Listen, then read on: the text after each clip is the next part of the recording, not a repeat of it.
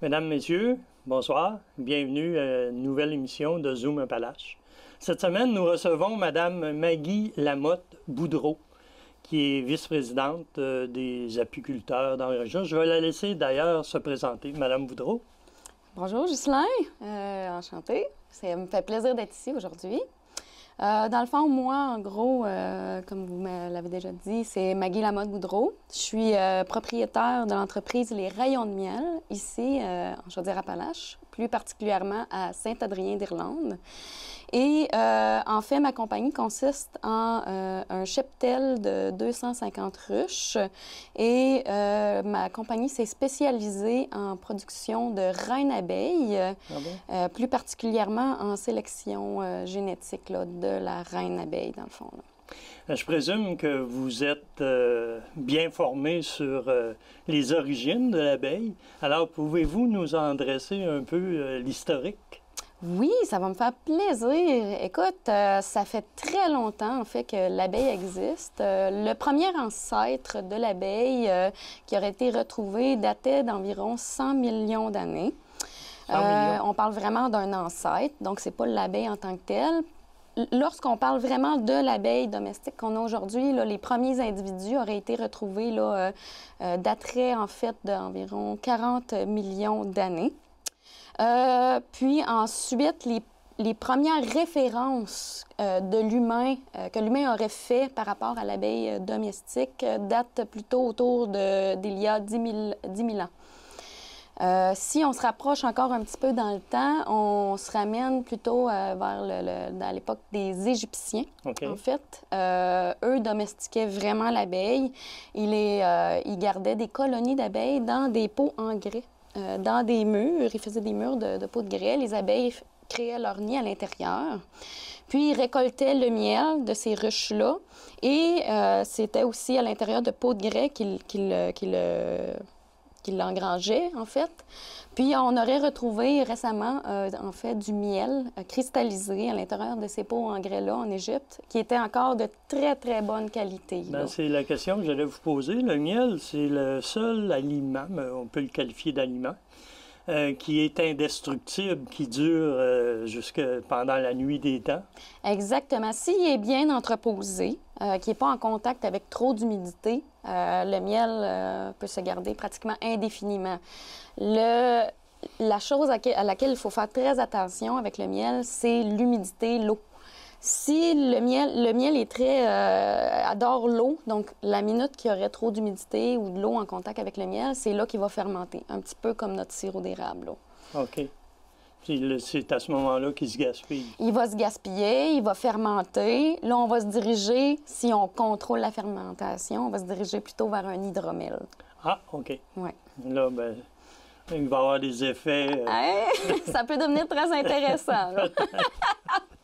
Le nombre d'apiculteurs qu'on a en Chaudière-Appalaches et peut-être plus précisément dans la MRC des Appalaches, se chiffre à combien d'après vous? Bien, je vais vous partir peut-être au niveau provincial, puisque j'ai plus de facilité avec ce nombre d'apiculteurs-là. Vous voyez, au niveau provincial, on aurait à peu près 400, plus ou moins 400, 402 apiculteurs qui possèdent actuellement plus de 6 ruches et qui sont enregistrés avec le ministère de l'Agriculture.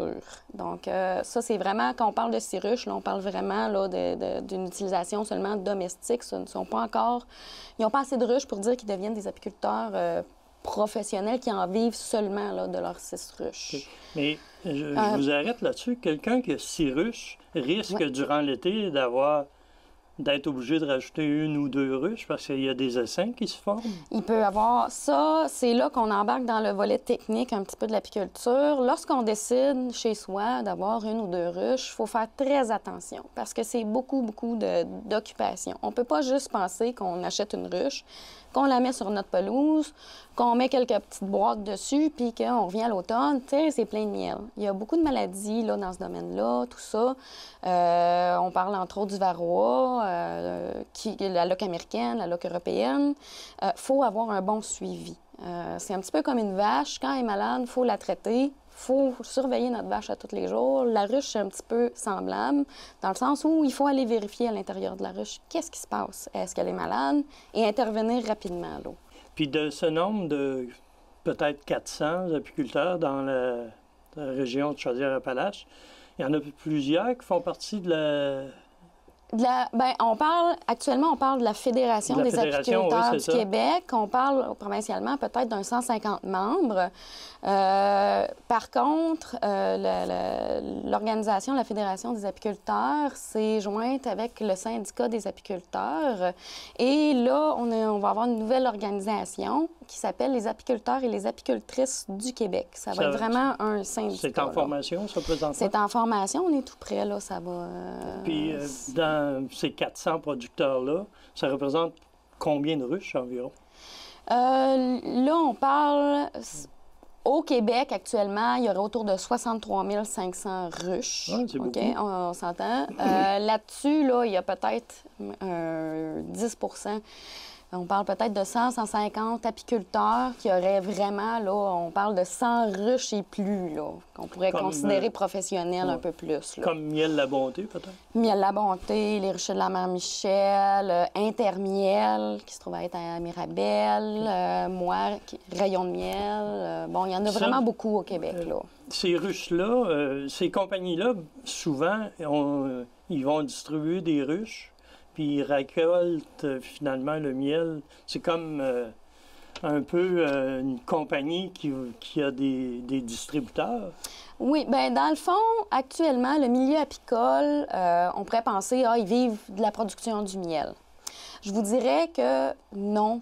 La majorité des apiculteurs vivent plutôt de la pollinisation. Pour aller plus en détail là-dessus, la pollinisation consiste en fait à prendre les ruches, à les déplacer vers un site. On parle par exemple le Bleuet ou Lac-Saint-Jean, la Canneberge, ici dans le centre du Québec principalement, aussi, les pommiers, les fraises. Et en les déplaçant là, l'apiculteur loue sa ruche pour un montant. Habituellement, elle reste sur le site à peu près 3 semaines. Le temps de la floraison. Le temps de la floraison. Et elles sont redéplacées fréquemment vers un autre site. Donc, on a un étalement, évidemment, de la floraison de différentes cultures au Québec, ce qui permet aux apiculteurs d'avoir des revenus de plusieurs pollinisations, ce qui fait que ça devient rentable. Mais quand on voyage des ruches comme ça, mettons que je m'en vais à l'île d'Orléans avec mes 100 ruches. Oui. Là, je pollinise les fraises. Oui. Mais quand il vient le temps de me retirer, il y a peut-être des abeilles qui restent là. Oui, en fait, pour pouvoir déplacer une ruche, c'est très important d'y aller pas avant à peu près 7 heures le soir, quand la tombée du jour commence. Là, toutes les abeilles reviennent du champ et entrent à l'intérieur de la ruche. Les abeilles ne peuvent pas voler la nuit. Elles ne sont pas capables, elles ne voient pas, donc elles ne sortent pas de la ruche.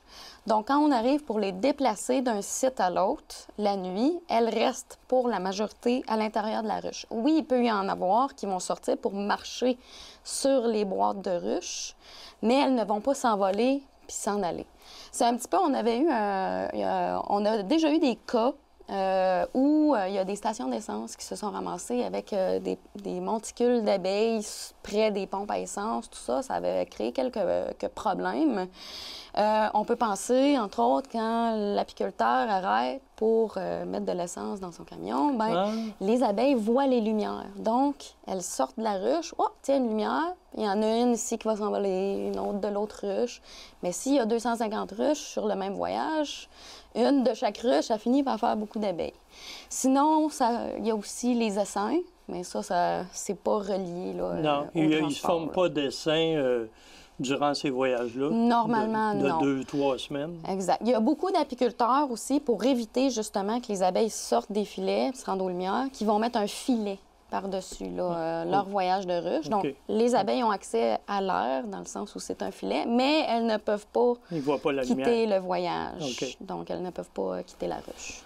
Puis, la Fédération, évidemment, 150 producteurs environ. La Fédération produit une revue qui s'appelle la revue L'Abeille. Oui, C'est une revue qui est tirée à combien de copies? Dans le fond, elle sort beaucoup pour les membres de la Fédération, mais il y a plusieurs particuliers qui peuvent aller sur le site et seulement s'abonner à la revue L'Abeille. OK. C'est la revue de l'apiculture C'est seulement sur le québécoise. site ou c'est une revue papier? Non, on peut recevoir... Ben, on fait le choix, en fait. OK. On va sur le site, là. C'est encore le site de la Fédération des apiculteurs C'est du le Québec. nom du site, ça? Actuellement, c'est encore ce nom-là. Il va changer, comme je vous l'ai dit tantôt, vu la fusion qui s'en vient, qui est très imminente, qui est sur le point de se terminer. Mais cette revue-là, dans le fond, on peut s'abonner soit électroniquement, donc on la reçoit sur notre courriel 4 fois par année, ou on peut s'abonner là, pour la recevoir par la poste. Là. Donc on a toutes les informations à jour là, en ce qui a trait au milieu apicole au Québec. OK. Puis pour bénéficier de l'assurance de la financière agricole, oui. Puis peut-être même des financements, il faut être membre de... Pas nécessairement. C'est sûr qu'on le recommande fortement parce que là, on vient chercher un autre niveau d'information, on vient chercher des partenariats, on peut rencontrer d'autres apiculteurs. Il y a des formations, des journées d'information qui sont données par la Fédération, par le syndicat des apiculteurs et des apicultrices du Québec. Le minimum pour pouvoir avoir les assurances, c'est 35 ruches par producteur. Ça nous permet d'avoir le NIM, puis d'avoir accès à l'assurance de la financière agricole. Par contre, bon, il y a différents niveaux aussi d'assurance qu'on peut aller chercher aussi là, par rapport à ça. Là. On parle d'une assurance pour l'hivernage des ruches. Donc, si on a de la mortalité pendant l'hiver, on peut avoir une assurance. Il y a aussi l'assurance miel. Parce que oui, je vous ai dit tantôt, la plupart des apiculteurs vivent de la pollinisation, mais il y en a quelques-uns ici et là qui vivent carrément là, de la production de miel et de la transformation des sous-produits de la ruche. Là. Parce qu'il n'y a pas juste le miel. Là. Une ruche, ça produit combien de livres de miel? On va parler en livres. Là. Ça dépend des régions. Vous voyez ici, en Chaudière-Appalaches, là, on parle d'un 30 à 35 kilos par année. Mais ce qui vient biaiser, en fait, ce rendement-là, c'est le fait que la plupart des apiculteurs sont spécialisés en pollinisation. Quand on fait de la pollinisation, on diminue énormément la production de miel d'une ruche. Parce que, veut pas, le transport, c'est un stress. OK. Donc, on vient diminuer énormément sa Ouais, production. des fois, ça peut prendre 2 jours avant de réinstaller les ruches, je présume, dans un autre site. Quand ils montent sur la Côte-Nord ou qu'ils vont au Nouveau-Brunswick, oui. Pour les bleuets, là. OK. Quand on monte au Saguenay-Lac-Saint-Jean, une nuit, ils sont rendus, on les débarque, mais la première journée, ils sont plus en train de s'orienter. Les abeilles, hein, on est rendu où, tu sais? Ils ont subi la vibration toute la nuit, puis là, le matin, qu'est-ce qui se passe? Des fois, il y a des reines qui vont mourir aussi sur le voyage. OK. Parce que êtes-vous en pas, mesure les gens qui transportent ces ruches-là, sont-ils en mesure d'identifier les ruches où la reine est décédée? Oui. Parce qu'il y a une reine par ruche. Hein? Il y a seulement une reine par ruche. S'il y aurait le malheur d'en avoir 2. La chicane prend. La chicane prend. Il y en a une qui va réussir à gagner sur l'autre. Ou il va y avoir un essaim.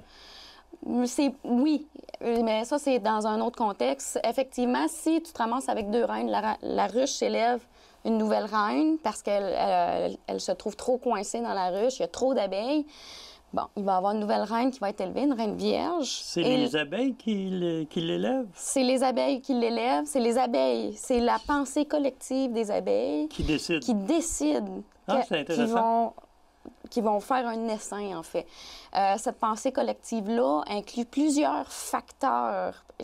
C'est fabuleux comment que ça fonctionne à l'intérieur d'une ruche. Si on prend l'essaimage, entre autres, la pensée collective, quand c'est rendu qu'il y a trop d'abeilles, il fait trop chaud, la reine n'est plus capable de pondre d'œufs parce que c'est trop plein, il y a trop de miel, il y a déjà trop de couvains. Là, la pensée collective de l'abeille va faire « Wow, attends un peu, là, on est trop coincé, ça y est, c'est le temps. » Parce que c'est ça le principal moyen de reproduction de la ruche, c'est l'essaim. C'est le temps, on essaime. Donc là, ils vont s'élever des œufs de nouvelles reines. Puis quand l'œuf de nouvelle reine va éclore, la nouvelle reine va sortir, ça va être le cue. Les abeilles vont le savoir, la nouvelle reine est sortie, on s'en va.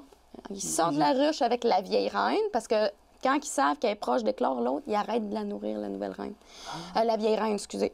Pour qu'elle maigrisse, pour qu'elle devienne plus allongée, puis qu'elle soit capable de s'envoler et de quitter les lieux avec l'essaim d'abeilles. l'essaim va partir avec d'énormes quantités de miel pour aller former une nouvelle ruche ailleurs, dans un arbre. C'est là qu'il faut que vous interveniez. Puis, Nous, on passe le maximum qu'on peut tirer, c'est à peu près aux 10 jours qu'il faut passer dans la ruche pour aller surveiller. Oh, OK, puis il faut toujours penser un pas à l'avance des abeilles. OK, d'ici 2 semaines, d'ici 10 jours, est-ce qu'elle va avoir besoin, dans ces 10 jours-là, est-ce qu'elle va avoir besoin d'une deuxième boîte pour mettre du miel? Parce que là, ça en vient fort. Ah oui, là, on va intervenir. Rayons, on va lui donner de l'espace. Oui. C'est des rayons que vous ajoutez? On ajoute des rayons pour qu'elles aient plus d'espace pour justement éliminer certains facteurs d'essaimage. Je vous disais tantôt, s'il y a trop d'abeilles trop coincées, en leur donnant des rayons supplémentaires, les abeilles se dispersent. Mais pour un apiculteur, l'essaimage, ça devient intéressant. Ça y crée une nouvelle ruche, non? Non, bien, un essaimage contrôlé, oui. Pas un essaimage non contrôlé. Ouais, c'est ça. S'il est libre, ils partent. On vient de perdre la moitié des abeilles, fait qu'on perd sur la récolte de miel, on perd la reine, qui n'est plus là pour Pouvez-vous les localiser ou... Non, bien, quand ils sont encore proches du rucher, parce qu'ils vont faire une première sortie, ils vont s'accrocher dans un arbre tout près du rucher où la ruche se trouve. Puis, ils vont commencer à... Il va y avoir des éclaireuses qui vont aller voir autour, OK, qu'est-ce qui pourrait être intéressant pour qu'on aille se nicher. Là, ils vont fouiller, puis à un moment donné, on a trouvé. Ils vont venir dire aux autres, ils vont faire des allers-retours, ils vont venir dire aux autres, c'est par là. Parce que les abeilles dansent pour expliquer aux autres, en fonction de l'angle du soleil, ils font une danse à l'intérieur pour expliquer aux autres abeilles, c'est par où ce qu'il faut qu'ils aillent. Même chose pour aller chercher le miel aussi, ils vont venir. Plus ils vont danser vite, plus ils vont s'agiter dans la danse, plus les abeilles vont faire « Hey, là, il y a un beau butin ou il y a un bel endroit là-bas. » Puis le miel qu'ils ont transporté, ils l'ont sur eux autres? Ils l'ont dans leur jabot. OK. Puis ils l'amènent. Puis pourquoi ils amènent beaucoup de miel comme ça? C'est pour avoir des réserves pour manger, mais c'est pour pouvoir démarrer la production de cire. Parce que pour produire de la cire, 1 kilo de cire, ça prend à peu près 10 kilos de miel. Ah oui? C'est très, très énergivore, là. Fait que c'est pour ça quand on repart à nouveau avec une ruche, il faut tout qu'elle bâtisse la cire, là, c'est plus long, là. Okay. Puis le faux bourdon là-dedans? Là? Dans le fond, tout le travail est fait par les ouvrières. Okay. C'est eux autres un petit peu les boss de la ruche. Et le faux bourdon, lui, c'est le mâle. Son unique travail, c'est d'accoupler la reine abeille. Donc, aussitôt que l'automne arrive, les abeilles les sortent parce que sinon, ils feraient juste consommer des réserves sans pouvoir rien apporter de supplémentaire à la ruche. C'est pas des travailleurs ben forts. Non, non, non. Si quelqu'un vous dit que vous êtes un faux bourdon, là, c'est pas un compliment. Vous parlez de la cire. Est-ce qu'il y a un débouché aussi pour ça, la cire? Oui, il y a beaucoup d'apiculteurs qui font des chandelles. Moi, dans ma production de reine, ma cire, je l'utilise principalement pour faire mes amorces pour la production de reine. Il y en a aussi qui gardent, ils vont la filtrer ou ils vont garder la cire, vraiment la belle cire d'opercule, lorsqu'on fait l'extraction de miel, qui vont faire des cosmétiques, des savons. Des crèmes pour les mains, toutes sortes de débouchés comme ça. C'est un marché artisanal. Pour l'instant, c'est plus artisanal. Je sais que j'ai vu dans les grandes chaînes là, qu'il semblait en avoir un qui était vraiment plus, je vais appeler ça plus gros. Là. Si on parle au Québec, là, il y a Anicette Desrochers qui s'est développé une ligne de produits. Mais en région, je vous dirais, là, je sais qu'il y a Douceur des Appalaches, en Chaudière-Appalaches, qui a commencé à faire un peu de savon, tout ça. Il y a aussi Annie et ses abeilles qui ont une belle ligne de produits là, qui transforment tous ces produits-là de la ruche, dans le fond. Les 150 producteurs qui font partie de la fédération, c'est une fédération, je dirais?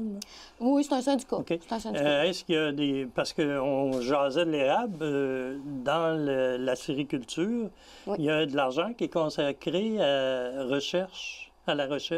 OK. Est-ce que vous, dans votre organisation, il y a de la recherche pour essayer de bonifier le produit? Au syndicat des apiculteurs, on a actuellement, à la fédération, qui ne sont pas encore fusionnés tout à fait, on a un 25 000 qui est pour la recherche en apiculture. Puis avec l'autre organisation, le syndicat des apiculteurs, on va devenir on va être rendu à peu près plus ou moins, là, on pense à 50 000 là, en recherche. Par contre, c'est pas nécessairement pour miser sur le développement ou de la recherche au niveau de la transformation des produits, tout ça, ça va être vraiment plus axé sur la recherche au niveau là, des ruches d'abeilles, l'hivernage, la production de nucléi, l'augmentation du cheptel au Québec. Là, il y a une recherche qui est en train de démarrer aussi sur les zones mellifères au Québec. C'est quoi les zones mellifères? Il y a des zones qui sont plus intéressantes pour les ruches que d'autres. OK. C'est sûr que si on met notre ruche dans le milieu d'un paquet de champs de maïs, là, la chance qu'on fasse du miel n'est pas très intéressante, dans le sens où le maïs ne produit pas de nectar. Puis c'est pas une des meilleures sources. La fleur n'est pas... Non, il n'y a aucun nectar. La canneberge ne produit pas de nectar, le maïs ne produit pas de nectar. Mais pourtant, la canneberge, ils ont besoin des abeilles. Alors là, il y a la production de miel, comme vous disiez tantôt, est minimale. Est minimale. C'est vraiment... La canneberge va vraiment plus produire du pollen, mais cette pollinisation-là est plus dure sur les ruches parce que, justement, elle ne produit pas de nectar. Donc, les ruches, les abeilles doivent aller s'approvisionner ailleurs.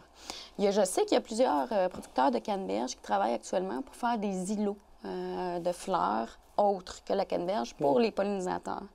Mais c'est pas une culture qui est facile là, pour les abeilles à aller polliniser. Il faut vraiment pratiquement la forcer. S'ils mettent des fleurs au centre du lac, parce que c'est comme un lac, les abeilles iront peut-être plus du tout sur les canneberges. Voilà. Tu sais, dans le fond, pour la canneberge, mais la majorité des productions que les apiculteurs vont polliniser, on va toujours attendre qu'il y ait un certain pourcentage de fleurs là, qui soient fleuries dans le champ. Puis là, on va arriver avec les ruches, on parle probablement, mettons, à 15 %. Là, on va mettre les ruches là, ils vont voir les fleurs, fait que là, ils vont aller directement là-dessus. Ils n'auront pas le temps de trouver d'autres choses autour, puis d'être dérangés pour aller sur d'autres fleurs, parce qu'ils vont être collés sur, entre autres, la fleur de bleuet ou la fleur de canneberge. Vous parliez du pollen. Je sais qu'il y a des produits faits à base de pollen. Ça a une rentabilité pour les apiculteurs aussi, ça? Oui, le pollen serait très, très, très riche en protéines. Je sais qu'il y a plusieurs apiculteurs qui le vendent directement à la ferme frais, donc non séché. En magasin, ce qu'on va souvent voir, c'est la version séchée du pollen. Mais c'est toujours mieux de prendre la version fraîche qui a été congelée. C'est là qu'on va aller chercher le plus de nutriments. Et on le retrouve où sur le rayon? Là, il y a la cire, il y a les alvéoles, il y a le miel dedans. Le pollen est où là-dedans? Le pollen qu'on va récolter pour vendre, c'est souvent les petites pelotes. Dans le fond, nous, on s'organise pour mettre un grillage à l'entrée de la ruche. Les abeilles, ils accrochent le pollen, ils appellent ça sur leur patte arrière, c'est des corbeilles à pollen. Ils mettent un petit peu de miel, le pollen, ça colle là-dedans. Ils font une belle petite boule qui dépasse des pattes. Fait que quand ils arrivent pour passer au travers du grillage, ça l'accroche dans le grillage, pour que ça tombe dans un petit tiroir en dessous d'un autre grillage que nous, on a mis où les abeilles ne peuvent pas se rendre. Puis là, on passe là, à tous les 2 jours, tout au plus, ramasser là, le pollen qu'elles ont ramené du champ. Mais il faut faire très attention parce que les abeilles aussi en ont besoin. Puis à l'intérieur de la ruche, pour répondre plus précisément à ta question, elles vont le mettre dans l'alvéole comme le miel. Mais elles vont s'organiser pour le faire fermenter à l'intérieur de la ruche pour qu'il se conserve. Puis dans certains cas, pour se préparer l'hiver, elles vont même mettre une petite opercule de cire par-dessus pour le protéger. OK. Ça veut dire que quand on récolte le miel, il faut le traiter, il faut le centrifuger pour sortir le pollen, probablement? Non, c'est pour sortir le miel quand on le centrifuge. Oui, on sort le miel, mais le pollen reste... Oui, le pollen reste dans les cadres. Ah, OK. Oui, lui, il sort pas, là, c'est trop... il est trop solide, il est trop... Il est bien ancré dans le... Oui. Je le sais qu'il y a des compagnies qui commencent actuellement à faire des machines qui vont extraire, en fait, le pollen dans l'intérieur des alvéoles. Je me demande même si ça ne fait pas carrément couper la cire avec le pollen à l'intérieur. Il semblerait que la fermentation amène vraiment un petit peu plus un volet un petit peu plus nutritif que juste le pollen qui est récolté lorsque l'abeille passe dans le grillage. Mais bon, à quel point c'est intéressant, là, ça, je ne suis pas en mesure de vous le confirmer. Là. Bien, je trouve ça super intéressant, puis on a encore plein de sujets à discuter. Oui. Alors, il va falloir que vous reveniez pour une autre émission. Et ça va être intéressant de parler des maladies, des insecticides, Oui. On sait qu'à Montréal, maintenant, il y a beaucoup apiculteurs amateurs qui ont des ruches. Oui. C'est tous des sujets qu'on va pouvoir aborder. Alors, mesdames, messieurs, merci d'avoir été à l'écoute de notre émission. Et je vous dis à la prochaine avec Madame Maggie, qui va venir nous raconter encore plein de belles choses sur l'apiculture. Merci.